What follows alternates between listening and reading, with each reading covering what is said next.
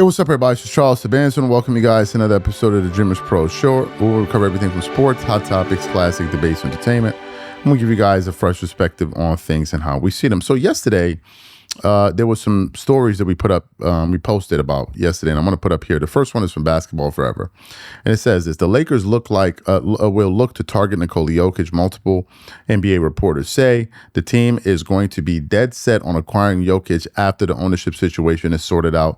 Lakers insider Anthony F. Irwin says so. We have that account that posted about it. We have Courtside Buzz. They put up a post as well. They said once the Los Angeles ownership situation is resolved, their focus will be dead set on trying to lure Nikola Jokic away from the Denver Nuggets. And then, of course, we read through an article from fadeawayworld.net. And I want to read what we read. So I'm going to get to the article quickly. It said the Los Angeles Lakers are experiencing turbulent times as their ownership situation remains unresolved, with Mark Walter out and Bob Iger / Josh Kushner in. The future carries an air of uncertainty that looms over the entire franchise. Even so, the Lakers have not lost sight of the mission. When things have settled internally, they will reportedly begin to pursue the pursuit of the next big superstar. Specifically, they could look to the Denver Nuggets for a potential deal for superstar Nikola Jokic. All that I can say is when the Lakers get their ownership situation figured out, a lot of the organization's eyes are going to be dead set on Denver, wrote NBA insider Anthony Irwin. It then continues on. The Los Angeles Lakers would love to add Nikola Jokic to their roster, and the odds of landing him improved after the Denver Nuggets traded Peyton Watson to the Cleveland Cavaliers for virtually nothing, wrote Tyler Watts. Things are heading south in Denver, and Luka gives the Lakers a serious chance to steal Joker if he ever decides to change teams there. So that was the reporting that we did yesterday. Fantastic. So today, to my surprise, I came across another article from Fadeaway World, and it says this headline: colossally bad idea.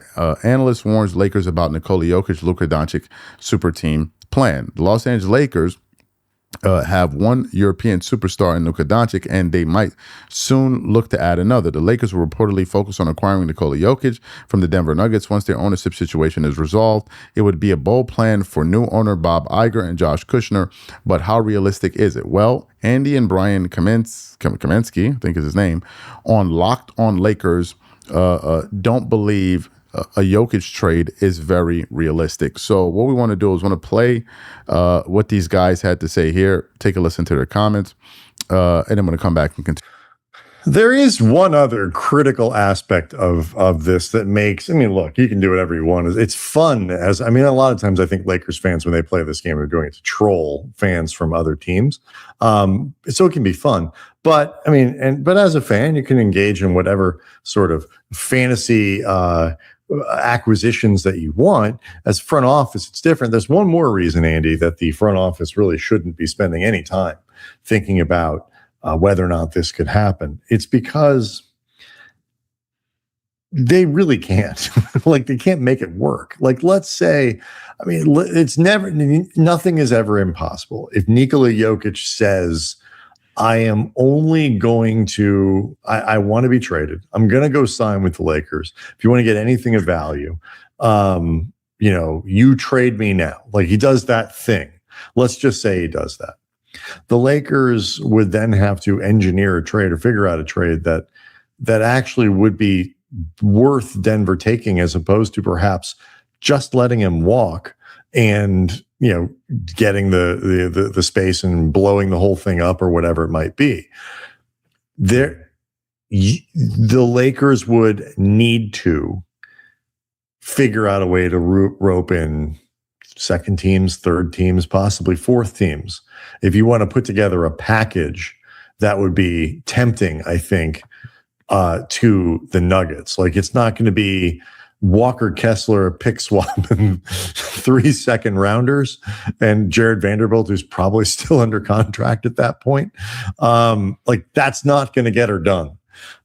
So it is, they have so little to offer that, short of tearing down what they have to get there, which is a colossally bad idea, and one a path they won't walk down, they don't even have the stuff to pretend to make this work, at least in terms of draft capital and things like that. Maybe if Cam Carr turns into a star real fast or Thero blows up, but likely there's just not a trade package the Lakers can put together without a lot of help around it's all to make something like this work. Forget just the draft assets and trade assets and whatever.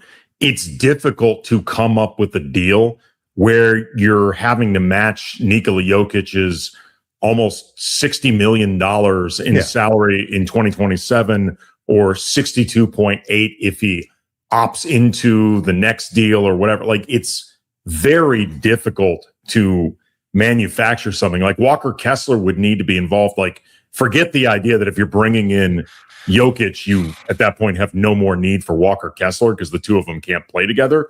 You need to include Walker Kessler purely because of the $30 million money work. Exactly. Like, it just would be extremely difficult from a math standpoint before you even get into the what do the Lakers have that Denver and third team, fourth team X would actually want. So right. Which again is a great place for the Lakers to be because it removes the temptation of current and probably future management to get themselves engaged in this sort of snipe hunt. So you heard what they said. Okay, great. So I got it. So okay, it's too difficult. So let's not try. Great policy for pursuing greatness. It's too hard. So let's not even give it a shot. Because after all, it would just be so complicated. It would be a headache. How are we going to make how are we going to make everything work? It just doesn't seem likely. So yeah, let's just not give it a shot. Let's not give it a shot. It's too much hard work. Like, let's just kind of figure something else out because, hey, this is too difficult. It'll be too much of a headache. I'm confused. Like, what kind of mentality is that? They're essentially saying it would be too difficult. And it's because it would be too difficult, then the Lakers shouldn't do it. So then what's the alternative? Do nothing or just kind of look to make minor moves? No. We're talking about the Los Angeles Lakers here. This has been the process that they've used over and over to acquire championships. It's rarely through drafting players and developing teams. It's usually through trades and big offseason signings. That's essentially how the Lakers have operated. How did they get LeBron James? Wasn't it through an offseason signing? What about Anthony Davis? Didn't they trade for him? Kobe Bryant was via trade, right? Although he stayed with the team for a long time. How did they get Shaq? They traded. How did they get Pau Gasol? They traded. And so on and so on. And how did they get Luka Doncic? They traded. Right? How did they get all of these big name superstars to join their team? Either signings or trades. So this is exactly the formula the Lakers have used over the years to extract success from the NBA. So this is really their only option. What do you want them to do? Just keep building through the draft? I mean, seriously, let's be for real here. This is how the Lakers have always operated as an organization. This has been the way that they've conducted their business. So to say that it would be too hard, because essentially they're not saying that Luka and Nikola Jokic would be a bad pairing. That's not what they're saying. What they're saying is, and I listened to the audio, is that it would be too hard. It would be too complicated, and therefore it's too complicated. And then another thing, people keep talking about the Lakers are look, again, picks are only valuable to a team that's looking to build in the future. The Lakers are in win now mode. So obviously they would trade in future assets for what they can gain now. That's number one. Number two, they still have tradable contracts. You could trade Austin Reeves. That's a movable contract. Absolutely. And if it comes time to make a move like that and you need to put Austin Reeves in a package, you do it. And you give off some other pieces. And if Denver is getting rid of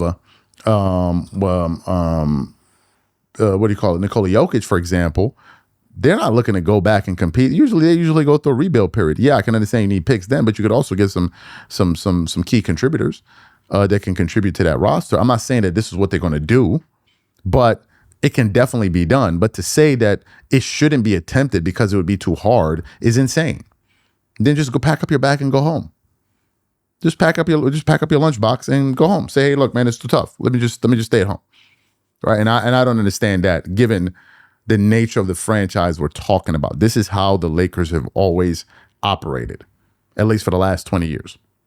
These are my thoughts. You guys let me know what you think in the comment section.